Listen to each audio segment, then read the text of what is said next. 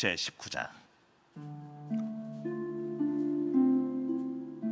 이스라엘의 왕이 없을 그때에 에브라임 산지 구석에 거류하는 어떤 레위 사람이 유다 베들레헴에서 첩을 맞이하였더니 그 첩이 행음하고 남편을 떠나 유다 베들레헴 그의 아버지의 집에 돌아가서 거기서 넉 달 동안을 지내매 그의 남편이 그 여자에게 다정하게 말하고 그를 데려오고자 하여 하인 한 사람과 나귀 2마리를 데리고 그에게로 가매 여자가 그를 인도하여 아버지의 집에 들어가니 그 여자의 아버지가 그를 보고 기뻐하니라.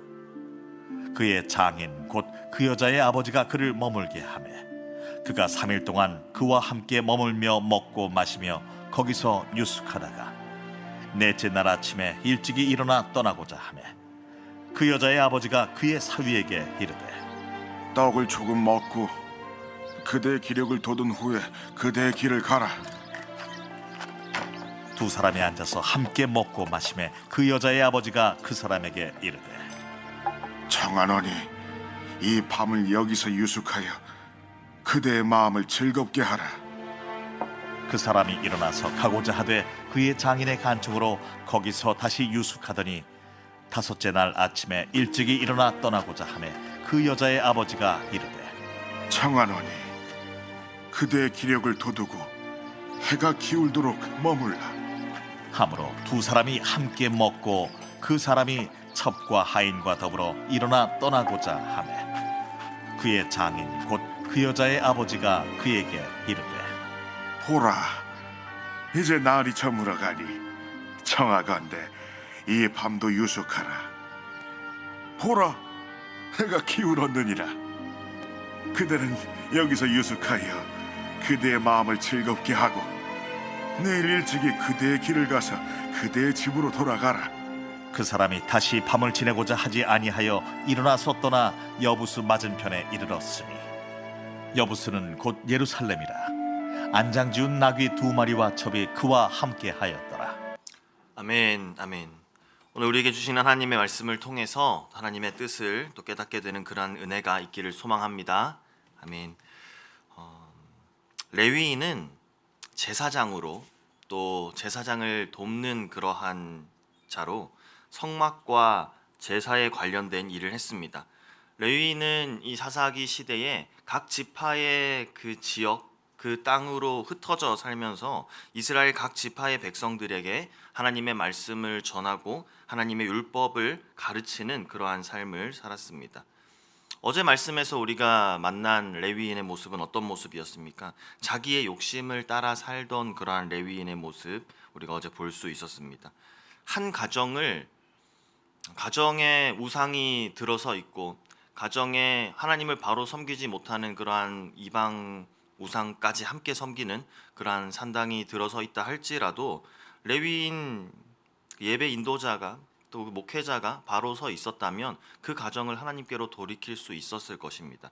하지만 한 가정을 하나님께 돌아오지 못하고 계속해서 우상을 숭배하며 살아가게 했던 그 레위인이 이제는 그 가정을 넘어서 한 지파의 제사장이 되면서 그 단 지파 전체가 우상 숭배의 길을 갔던 그러한 영적인 타락한 영적 지도자의 모습이 어제 말씀에서 우리가 찾아볼 수 있었던 레위인의 모습입니다. 오늘 본문에도 한 레위인이 등장합니다. 오늘 등장하는 레위인의 모습도 타락한 사사 시대 속에 살아가는 타락한 영적 지도자의 모습이다, 그렇게 말할 수 있습니다. 한 명의 레위인 그의 타락과 그의 삶의 모습이 결과적으로는 온 나라에 아주 큰 위기로 온 나라를 위험에 빠뜨리는 그러한 일의 시작이 되어집니다. 레위인 한 사람의 타락이 나라 하나를 정말 힘들게 만드는 그 과정을 사사기 19장 또 그 이후의 말씀들을 통해서 우리가 이번 주간 묵상하게 될 것입니다. 왕이 없는 시대에 에브라임 산지 구석에 거류하던 어떤 레위 사람이라고 그렇게 말하며 오늘 19장 본문은 시작하고 있습니다. 우리 19장 1절 말씀 함께 같이 보겠습니다. 이스라엘의 왕이 없을 그때에 에브라임 산지 구석에 거류하는 어떤 레위 사람이 유다 베들레헴에서 첩을 맞이하였더니 라고 오늘 말씀은 시작되고 있습니다. 에브라임 지역에서 또 변두리에 거주하면서 그곳에서 사역하던 레위인이었습니다. 그 지역에 있는 사람들에게 하나님의 율법을 알게 하고 하나님의 율법을 가르쳐야 했던 그 지도자인 레위인이 다른 지역 조금 멀리 떨어진 그 베들레헴이라는 지역에 가서 첩을 얻었습니다. 그 지파 백성의 영적 지도자였던 레위인이 그가 있어야 할 그 자리에서 그의 사명에 충실하지 않고 베들레헴까지는 왜 간 것인지, 또 가서 한 일은 레위인이 첩을 얻었다라고 그렇게 성경은 기록하고 있습니다. 당시에 결혼한 아내가 출산을 하지 못할 경우에 첩을 두는 경우가 있었지만 이 레위인의 상황을 살펴보면 자신의 쾌락과 자신의 만족을 위해서 첩을 둔 것입니다. 그 정도로 타락한 것이지요. 또 하인을 둘 정도로 아주 죄력도 있는 그런 레위인이었습니다. 그 레위인이 첩과 관계가 지금 좋지 않아서 별거 중입니다. 그 아내가 남편을 떠나서 친정으로 돌아간 이후에 소식을 끊고 넉 달이 지났습니다. 레위인이 그 아내를 찾아가서 다정하게 말하고 그를 데려오고자 한 것이다 라는 그 내용을 살펴보면서 레위인이 그 여인에게 잘못한 것이 있지 않았나? 라고 그렇게 생각해 볼 수 있습니다. 우리 성경 19장 3절 말씀 우리 다 같이 보시겠습니다. 함께 보겠습니다. 그의 남편이 그 여자에게 다정하게 말하고 그를 데려오고자 하여 하인 한 사람과 나귀 2마리를 데리고 그에게로 가매 여자가 그를 인도하여 아버지의 집에 들어가니 그 여자의 아버지가 그를 보고 기뻐하니라. 아멘. 레위인이 첩에게 가서 다정하게 말하고 그를 데리고 오려고 한 것이다 라는 내용으로 짐작해 볼 때 레위인이 뭔가 잘못한 것이 있어서 이 별거가 시작되었겠구나 라고 우리가 짐작해 볼 수도 있겠습니다. 그래서 레위인의 첩이 화가 나서 친정으로 돌아간 것이다 라고 해석할 수도 있고, 또 다른 해석으로는 그 문제의 표면에 드러나는 그 일을 보면 레위인의 첩이 행음을 하였기 때문에 라고 또 기록하고 있습니다. 성경 2절 말씀도 같이 한번 볼까요? 19장 2절 말씀입니다. 그 첩이 행음하고 남편을 떠나 유다 베들레헴 그의 아버지 집에 돌아가서 거기서 넉 달 동안을 지내매. 아멘. 여기서 행음했다라는 이 단어를 정말로 레위인의 그 첩이 행음했다라고 해석을 할 수도 있고, 그 레위인의 아내가 화가 나서 돌아갔다라고 이렇게 두 가지로 해석할 수가 있습니다. 첫 번째 경우로 해석해 보았을 때 성직자의 타락이 첩의 타락으로 이어졌다라고 볼 수도 있을 것이고, 아니면 똑같은 사람끼리 만나서 똑같이 쾌락을 쫓아 살던 사람들끼리 만나서 살다가 생긴 일이겠다라고 볼 수도 있을 것입니다. 어떤 경우든 간에 또 레위인이 별거까지 할 정도였다면, 또 그의 첩을 얻는 그러한 성향까지 미루어 짐작해 본다면, 또 다른 그런 성적인 그런 문제로 인해서 아내가 화가 나서 돌아갔을 수도 있을 것입니다. 어떤 문제든 간에 왕이 없는 사사 시대에 자기 소견에 옳은 대로 행하고 있는 그 이스라엘의 모습을 오늘 레위 가정의 모습 속에서 발견할 수 있는 것이지요. 레위인이 하인을 데리고 장인의 집에 도착했을 때 그의 장인은 그를 환대하며 맞아줍니다. 당시 관습상 이렇게 찾아왔을 때 한 사흘 정도 환대하는 것이 보통인데, 나흘이 지나고 닷새가 될 때까지 식사를 후하게 대접하고 하루 더 그렇게 머물 것을 간청합니다. 레위인, 하나님을 섬기는 자입니다. 하나님을 예배하는 자, 지파를 하나님께로 인도하는 그러한 역할을 하는 자인데, 하나님의 마음을 즐겁게 하고 하나님을 섬기는 일에 집중해야 했던 그 레위인이 그러한 자기의 사명, 자기의 신분은 망각해버리고 장인이 하는 말인 여기서 하루를 더 머물며 먹고 쉬고 그대의 마음을 즐겁게 하라 라는 그 말이 자기의 귀에는 더 좋게 들어왔던 것 같습니다. 그래서 시간을 지체하면서 계속 그렇게 우유부단하게 하루 이틀 시간이 지나고 5일이 지나도록 그 자리에 있었던 것이지요. 찾아갔던 목적은 온데간데 없습니다. 다정하게 말해서 그 문제를 해결하고 풀고자 하는 그 목적은 온데간데 없고 먹고 쉬다 보니 어느새 잊혀졌습니다. 식사하는 동안 레위인과 그의 아내와 장인과 함께 식사했다라고 기록된 것이 아니라 그 장인과 레위인이 함께 그 자리에 있고 계속 먹고 마시다가 그렇게 시간은 지나만 갑니다. 어느새 간 이유는 뒤로 이제 밀려져 버린 것이죠. 어느 한 사람 지난 일을 문제 삼는 사람이 없습니다. 반성하고 회개하는 사람도 없고 그 일에 대해서 훈계하는 사람도 없습니다. 시대의 모습을 나타내 보여주고 있는 것입니다. 하나님의 말씀도 없고 회개도 없고 훈계도 없는 그러한 시대의 모습입니다.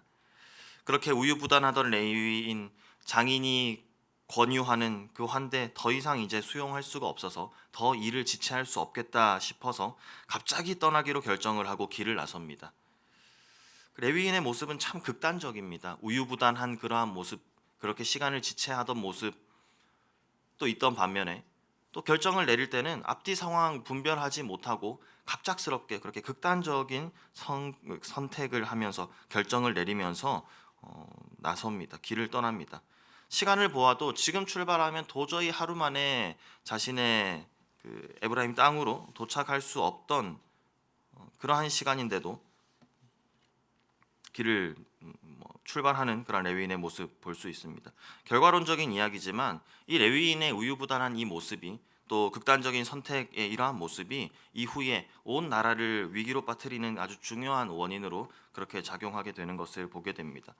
오늘 말씀 왕이 없는 시대에 라는 말로 오늘 본문 말씀이 시작되었습니다. 생각해보면 이스라엘은 하나님이 다스리시는 나라입니다. 이스라엘에 사사가 있다면 그 유일한 사사는 하나님이시며 이스라엘에 왕이 없다 얘기하지만 사실 이스라엘 백성들은 왕이 없다라고 이야기하지만 이스라엘의 왕은 하나님이신 것이지요. 그런 나라에 하나님의 말씀에 원리에 순종하며 그 말씀을 따라 살아가던 이스라엘 백성들 왕이 없다 그렇게 얘기하는 그 시대 왕이 없어서 사람들마다 저마다 각자 마음대로 그렇게 살아가고 있습니다. 이스라엘은 왕이 없는 것이 아니라 사사가 없는 것이 아니라 왕이신 하나님의 말씀을 따르지 않는 그러한 삶을 살았던 것입니다. 그 문제 그것에서부터 거기로부터 모든 문제가 기인하게 됩니다. 오늘 말씀은 우리의 삶에 참 교훈을 줍니다. 그리고 우리의 삶을 비춰보게 합니다. 우리는 하나님을 내 인생의 주인으로 모시며 하나님의 말씀을 쫓아 따라가는 그러한 삶을 살고 있습니까? 내 인생에 하나님을 주인으로 모시는 그러한 삶을 살아가고 있습니까? 사사기 19장 이후의 말씀에서 앞으로 닥쳐올 큰 일 우리는 어느 정도 예상은 하고 있습니다. 이번 주간 묵상하게 되는 그 놀라운 뒷이야기를 보면서 우리 성도분들 너무 충격받지 않으셔야 할 텐데 조금 걱정이 되기도 합니다. 한 사람이 하나님 앞에 바로 서 있는가 그렇지 못한가 어찌 보면 참 작은 일입니다.